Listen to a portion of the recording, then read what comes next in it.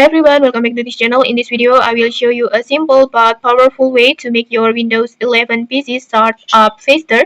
Like if your computer takes forever to boot, this tip will help immediately. Okay, let's get started. First, just open Settings app. Just go to Start menu and then just go to Settings. And then next, just click on the apps, this one on the left side menu like this, and then just scroll down until you find the startup options like this. And then over here, this page will shows every application that launches automatically when you turn your computer like this. Some of these might be useful, but many can slow your boot time significantly.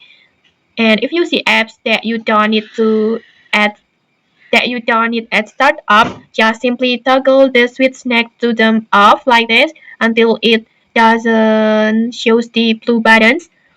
And don't worry, you are not installing anything, you're just stopping unnecessary programs from loading at startup. And okay, maybe that's it. That's the easiest way to get the faster startup on Windows 11. Just try it out and enjoy a smoother of your computer. Okay, maybe that's it. If you found this helpful, don't forget to like, comment, and subscribe for more tutorials. Thanks for watching and see you.